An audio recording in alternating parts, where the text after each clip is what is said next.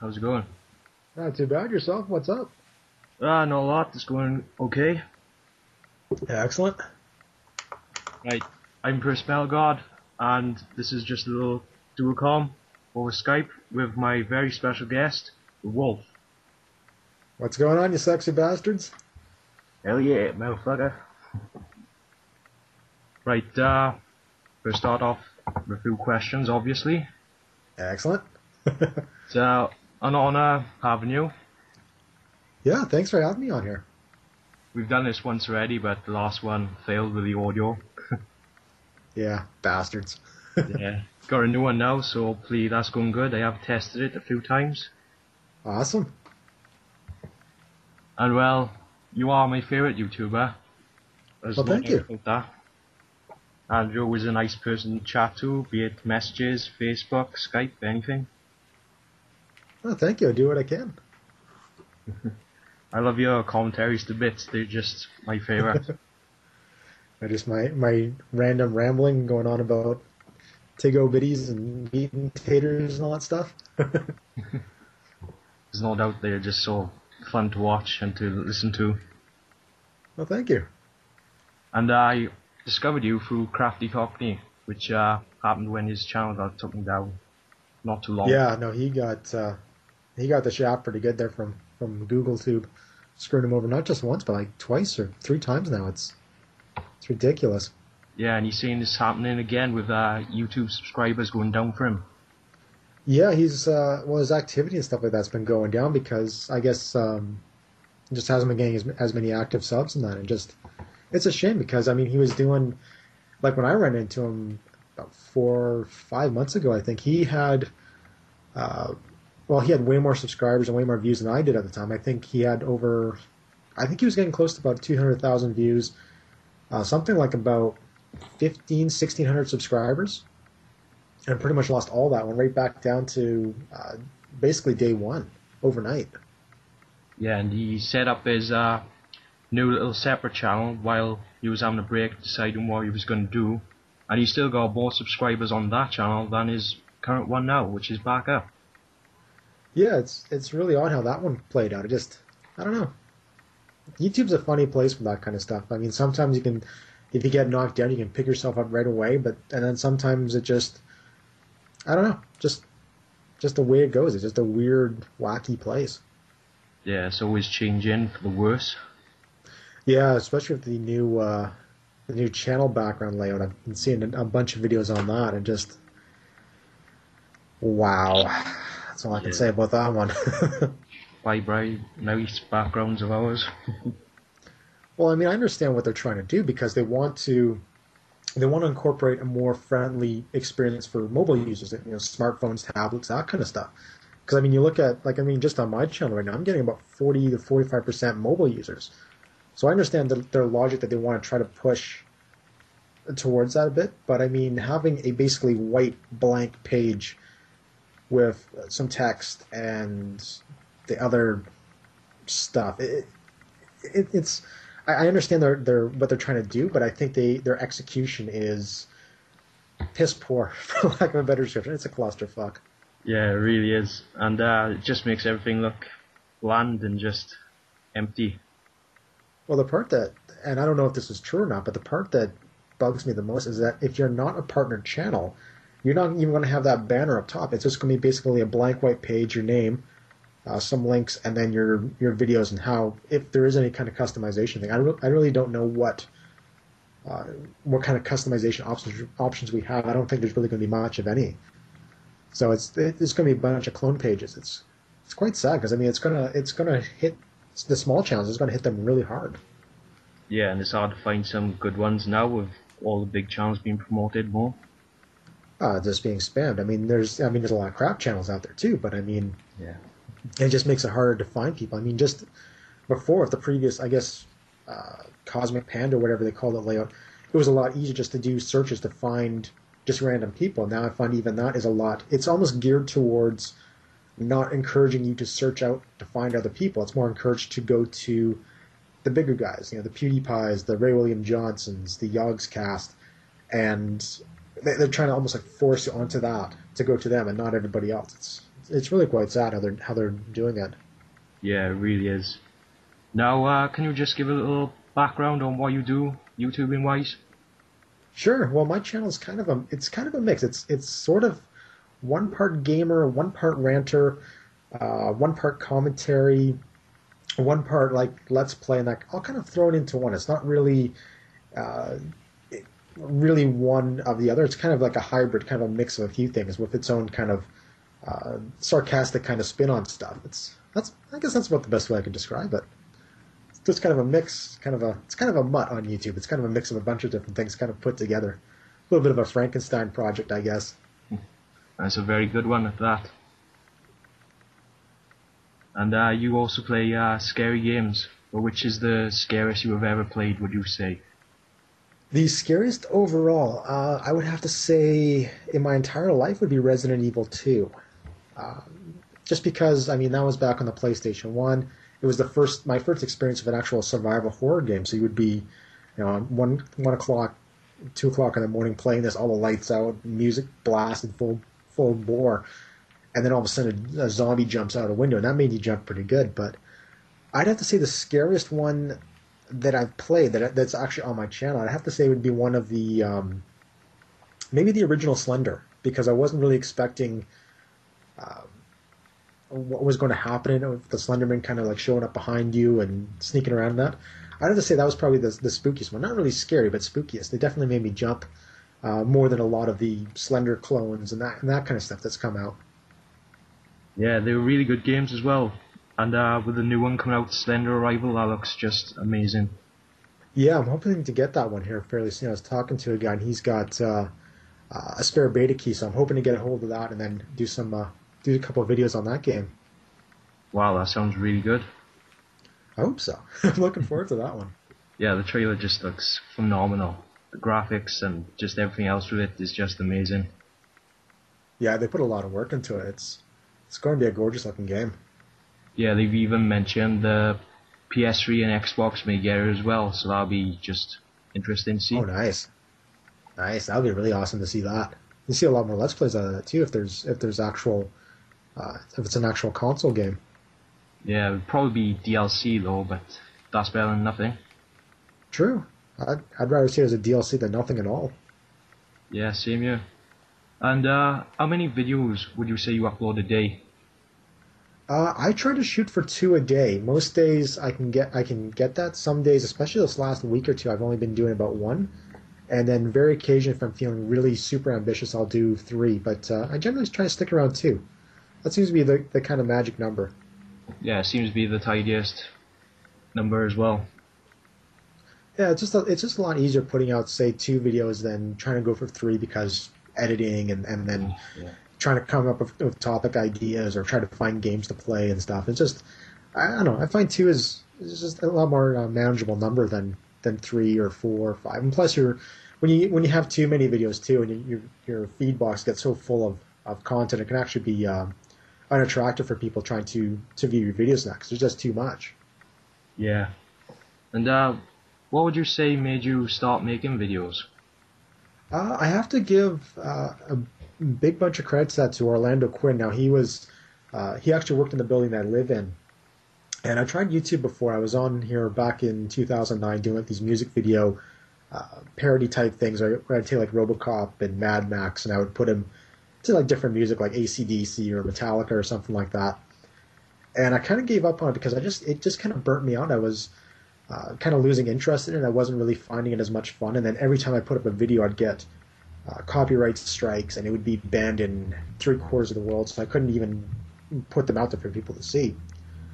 And then about I guess close to about a year ago now, I was talking to Orlando Quinn. He, like I said, he works downstairs, and we'd always be talking when I'd take my dog out to go to the bathroom or going to the gym. And he said, you should get back into YouTube and start doing doing rants or commentaries and stuff like that, because we would always have very sarcastic conversations. And it took him about 3 or 4 months to finally convince me, because I was really nervous, very anxious about actually having my speaking on a mic and posting that kind of stuff. So it took him about 3 months to get me finally convinced. And then we did our first one together, which was a Minecraft Minecraft tutorial actually on how to build an obsidian generator. That was the very first one we did, and it just kind of went from there. And then we did about 2 months where it would just be strictly collaboration videos, and then finally after that, just because of schedules, I thought to myself, well, I'll try to go on my own and see just how that works out. And yeah, about 5 6 months of doing that, and been addicted ever since. Yeah, and with your other channel, you were talking about music and parodies and that. What is Yeah, it's Go ahead. sorry. Sorry. Go No ahead, you worries. can finish or whatever. No, go ahead. What a gentleman. I tried to be. Can I ask what music you like? I'm kind of into a mix of a whole bunch of stuff. I grew up listening, like my parents were big into country and that, and I pretty much despise a lot of country. Not that I hate country. I mean, there's some really good ones out there, like Johnny Cash, for example. Chris Christopherson's pretty awesome. Some of the old school stuff I do like. But I'm more into rock, classic rock, metal, uh, the hard stuff, and then I also like a lot of different type stuff. Like if I'm out going for a run, I like to listen to like a lot of '90s dance kind of things, and then if I'm trying to go to sleep, I'll listen to like a lot of Celtic and that kind of stuff. I don't know, it's kind of all over the place. Yeah, I'm the same, but I'm always listening to rock and metal, hence my name as well, 1STMETALGOD. Oh, exactly. I mean, my whole time in the army, I was basically spoon fed Rammstein, Metallica, Anthrax, all that good stuff. It just pumps you Kept up, me doesn't going. it? Oh, totally. Especially Rammstein. You're in the back of a Lav 3 doing a stab run, and somebody's playing Du Hast on there. It makes you want to go out and kick some major ass. Oh yeah. It was good times. Do you have any tips for being a commentator? I do, yeah. Actually, the first thing that I've seen a lot of, especially in the gaming side, is a lot of people copying other people, especially with games like Call of Duty. This is something I've noticed a lot in I would say, the last 2 months, where you go into say a channel that's strictly, getting a little tongue tied here, but a channel that stays strictly is Call of Duty, and it's always, hey, it's your boy Double X Gaming Elite, something like that. And all they do is basically the same thing that the big guys like Wings of Redemption, White Boy 7th Street kind of do. And the biggest thing you have to do is find your own niche and find your own personality in that niche. And really try to develop yourself rather than trying to be somebody else, trying to be a big YouTuber and trying to mix it into yourself. Just focus on being who you are and what you can bring to YouTube. That's the main thing. Yeah, and would you say variety works best with YouTube, or just concentrating on one subject? I would really say it depends on the channel. Some channels do really good on one subject, and some are better off with a variety. It really depends on who's watching their videos, what they like and stuff. But that's something you have to also pay attention to too, is what your target audience is enjoying. If they enjoy, say, like if you have a gaming channel, for example, and they enjoy Minecraft as opposed to Halo 4, go with what the people are liking. Try to develop that audience, because if people are liking, say, your Minecraft videos over your Halo 4, your Call of Duty videos or whatever, then that is what they're interested in. That's what's going to get you to those next steps, is getting you as a bigger channel. Yeah, and always look at your analytics is best as well. Oh, totally. I watch that with a fine-tooth comb. I'm always looking to see what, and things like likes too, and that's something I have to always watch too, is what videos are doing better in terms of comments and likes, and which ones aren't doing as better, and then kind of tailoring your channel to fit the bigger group, like which ones like this more than other stuff. Yeah, and do you think it's best to work from a script or from the top of your head? I generally work from the top of my head. I don't really do much of a script. If I do a script, I'll be something like if I'm doing a response video, for example, I watch their video a few times, I see what they do, and then I do a bit of research, but it's all pretty much off the cuff. I don't really do a script. I don't really do any take any notes in that, unless it's something where I need to actually take notes, like I'm taking a quote for something, like for a specific topic. But other than that, I just try to wing it. I try to keep it that way, because I find that the commentary is better when I try to wing it and just whatever happens than trying to follow a very rigid script. Yeah. Now, you've mentioned me on your channel a lot of times, which I very much thank you for. Oh, no worries. And I must ask, the question that has been on my head for a while, and I did do a commentary about it and you covered it as well, but do you think YouTube changes you? Um, it really depends. I think some people it changes a lot. I mean, especially if you're, I would say, a lot younger, and if you have a lot of success on YouTube. I mean, I've seen a lot of people who are, I would say, 14, 15, in that kind of teenager kind of range. And I've seen a few of them where they've had very little success, and all of a sudden their channels exploded where they're getting 20, 30, 40,000 views. And their personalities change. They start developing like an ego and that kind of stuff, which is, it's great that they're successful, but I don't like that the fact that they have an ego. And I think you have to always keep yourself um, a very even keel, because I think a lot of people they see it as this big way to get famous and stuff. And I mean, that's great if they can achieve that. But at the end of the day, it's about sharing and about community and about just interaction and stuff like that. So there's really no need to have the big egos. But yeah, I don't. Some people do. Some people change a lot, and I think some people do change, but they change for the better. It really kind of boils down to the individual. I think for me, I think it's changing me for the better. I hope. I think. Yeah, I Yeah, I like to think. think that myself as well. Like, I think YouTube has given me a lot more confidence since I started doing it more regular. Oh, totally. I mean, I've noticed with your videos too, like the way you speak and stuff like that, it's getting a lot better. And it's something that's like for myself, I have a lot of problems with anxiety and stuff and self-esteem issues. So going on here and just being able to just speak and communicate, it helps a lot. Yeah, you also do a Sunday screenshot shout out on your channel. Yeah, those are a lot of fun. I like doing those.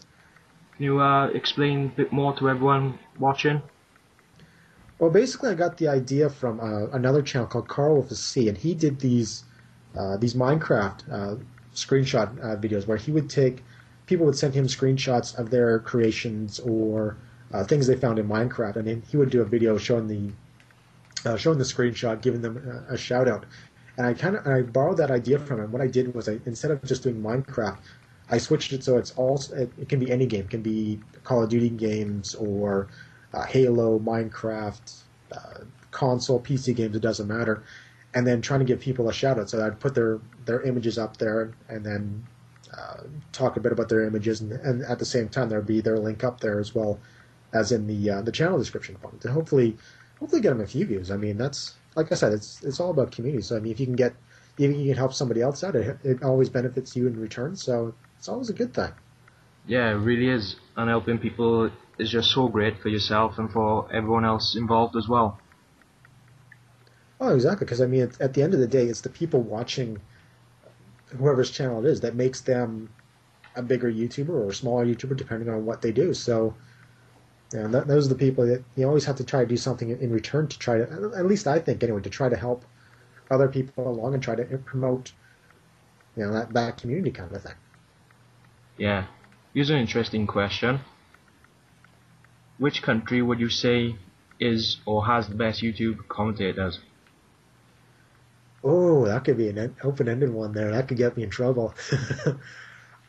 It's really hard to say because I mean I've seen great commentators from all sorts of countries. I mean, there's a lot in the States. There isn't so many in Canada that I've found. I mean, there's a couple out there, but not they don't seem to be as many. I would say probably the most active though are guys from Australia, the UK, quite a lot of Germans and stuff like that I've noticed too. I'd say Americans are more prominent, but I'd say that there's more quality.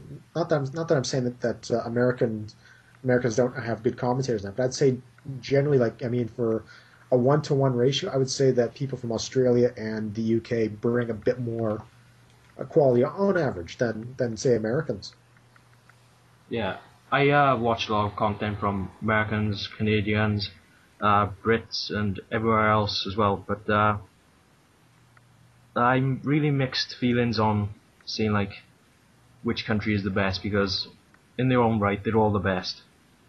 Yeah, it's a tough one to say because I mean everybody, especially when you're from, if you're an American, you bring a different perspective than say someone who's Canadian, as opposed to someone who's say from Australia. So there's always these different perspective and stories and experiences that people can bring. So it's really tough to say who is better than another person. Yeah. How much privacy would you say is best to keep and to put on with like YouTube videos? I think it really depends on the individual and their comfort level. I mean, there's certain things that I'll never talk about in my videos. I mean, certain things of my past and growing up and that kind of stuff. And especially too if it involves anything with like friends and family and that. I think there should always be a certain line of things that you should never cross over and talk about. But it really depends on the individual. I mean, some people are very comfortable talking about everything, and some people don't like to talk about very much. So I don't know. I don't think there's any real set line that you can really say, draw in the sand and say, okay, you can talk about this, but not about that. It really depends on the individual. Yeah, FWR Machine Head, which is a shout out to him there. He was just telling me it's also great to just give out some of your emotions as well, and because it makes you not look like a robot. That's what he said. Oh, totally, totally. I mean, there's nothing wrong with being a bit vulnerable, for lack of a better term, on YouTube and diving into that and being sharing some stuff. But there's always a line too that you should always look at and go, okay, is this being too personal? Is this being not personal enough? And really kind of judging for the person making the video if that's going too far. Yeah, I always have some sort of level of privacy, and I do not always involve everything. Obviously, you shouldn't have to. And well, there's some things that some people do talk about and do bring up with like other YouTubers as well. Like for example, girlfriends, and like if they have a YouTube channel and they just link them both together and they just combine, and everyone just goes on about that. And I think it's not really right, because you will have all these random people around the world viewing your video, and someone somewhere will at least try to just stop that relationship somehow. Oh, totally. There's some real sadistic people out there. I mean, I've seen it on my channel. I've had quite a few comments. People just, and I mean, everybody gets that at some point. You're going to get somebody who hates your videos, who hates the way you sound, the way you look, the games you play, your thumbnails, whatever it is out there. There's going to be somebody out there who's going to hate it. It's just inevitable that you're going to run into somebody like that. So that's where you do have to be careful, because sometimes when you do put information out there, people will take it, misinterpret it, and then spit it back to you as some kind of like hate video, or use it as proof that you're being this way when you're not. It's there's a lot of drama out there. A lot of people just kind of looking for it too. So you really have to always be careful. Yeah, and you always have to be prepared for anything that pops up. Exactly. With all these trolls, arguments, and everything that YouTube has caused and will cause. Yep, I've seen some. I've got some weird ones going on my channel right now. There's one guy's promoting bestiality or something like that. It's just, yeah, it's different. And Yeah, then of course, there's always the PewDiePie, the fanatical fans who kind of rage because of my putting my opinions out there about PewDiePie and his character and stuff like that. So I always get some good ones from there. Get some good love from those people. yeah, it's always fun visiting your videos back again, seeing all these comments. I get lots of ones like telling me to die in a hole, and what do they also call me? Oh, they tell me to they call me a barrel. They call me an idiot, a fucktard, a retard. But the list goes on. I just laugh because it's like, really, I'm not really insulting the guy, but you're just going off on this big rant, rage kind of thing at me. It's like, okay, whatever. Yeah, really call me a barrel is supposed to be a harmful comment against me? Wow. Well, here's the thing that always made me laugh. But I mean, I've always talked about the military quite a lot in my channel. I mean, I spent 7 years in there, and I've had guys who were 2, 3 times my size, an inch from my face, calling me every name in the book, tell me how they're going to rip off my head and skull fuck me, and I could go on, stuff like Full Metal Jacket kind of stuff. And if I can go through that, and I can put up with being yelled at and I end up getting recourse a couple times. So I put up with almost a year of training consecutively of that kind of mental stuff going on. So if I can put up with that, and someone calling me a barrel, it just makes me laugh. It's like, really? That's the best you can come up with? Put some creativity. Call me, I don't know, throw a movie quote or something. I mean, just put something in there other than just barrel. That's lame. It's boring. Yeah, that's right. gotta respect you for all your military work. Thank you. And 7 years was it? You said you were doing it, or longer? No, I was in for 7 years. I got in right after high school. I actually tried to enroll when I was in high school, but they were screwing up the paperwork because I tried to join the reserves first, and there was a clerk who was working for the unit. It was for the Canadian Sea Scot Regiment, I think the name of it was. And she just had a hate on for a lot of people, and she would be purposely manipulating the files, trying to screw them over. And she didn't like me for whatever reason. She kept on screwing up my file. So I tried for about a year to get in, until finally just after I graduated, then I had enough. It took a couple of months to reapply, but this time when I reapplied, I applied to the regular force as opposed to the reserves, and I got in no time. It took about 2 months to get enrolled. Yeah, and I got a lot of respect for you for that, and I'm sure everyone else has as well. Well, thank you. You have to be, brave and everything, just to go in the Partially army. crazy, mostly. Yeah, like you do see on these documentaries and stuff. Well, I mean, I don't know. It was a lot of fun. There was a lot of things in it that I would do again in a heartbeat. There's a lot of things I didn't enjoy too, but I mean, overall, I don't know. I enjoyed it. It's a different culture, and you see things and do things that you don't see uh, in the civilian world. It's just a different way of life. I guess kind of similar like to being a cop and that kind of stuff. It's just a different subculture and some society in itself that has its own rules and its own customs and things. It's just, I don't know, it's really neat. It changes you too, but I mean, it also empowers you in a lot of ways. Yeah, and then would you say is that for the better or for the worse? A little of each, I think. I mean, in some ways, I mean, in terms of self-discipline, organization, team building, leadership, that kind of stuff. I think it builds you for the better. But depending on what branch of stuff, like I was in the infantry, so you do see a lot of stuff, and it does kind of put a divide between you and say the civilian world. So I found when I got out, for the first 2 years that I was out, it was really hard to interact with people at work or anything like that because your mindset's so different from everybody else. Yeah, and you do have a level of confidentiality as well from that.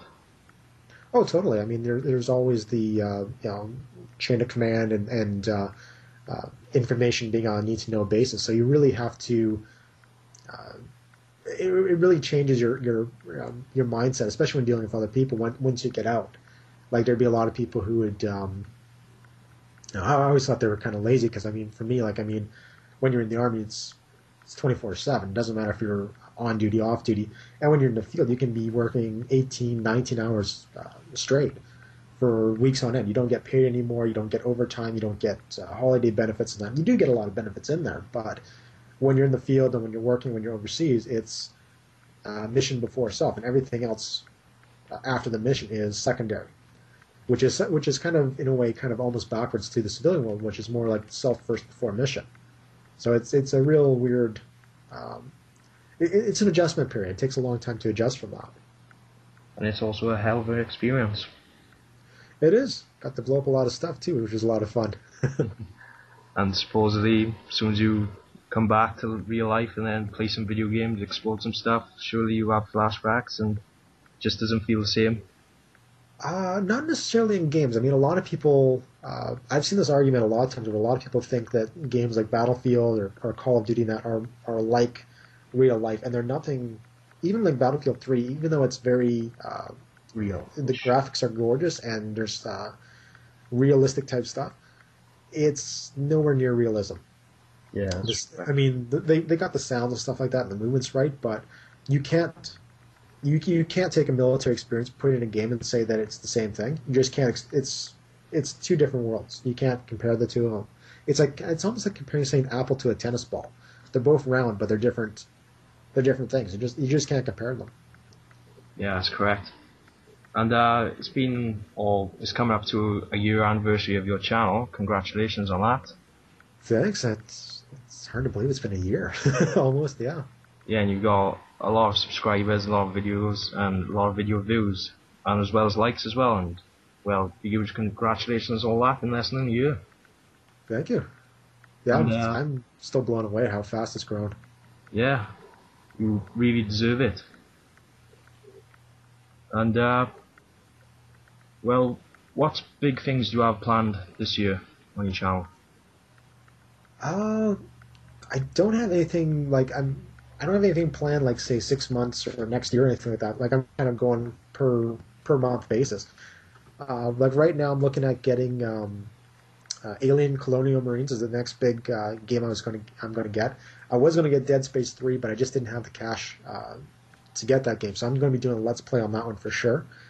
I've got finally got the Slenderman Shadow remake, so I'm gonna be doing all those. Plus Slender the Arrival is another one, and that's it in terms of games for the immediate future. Other than that, doing trying to get into some collaboration stuff. Gonna be doing more vlogs and things like that. Try to build up the second channel as well, which is going to be mostly all vlogs and that. And yeah, just keep promoting my content, just going from there and just seeing where things end up.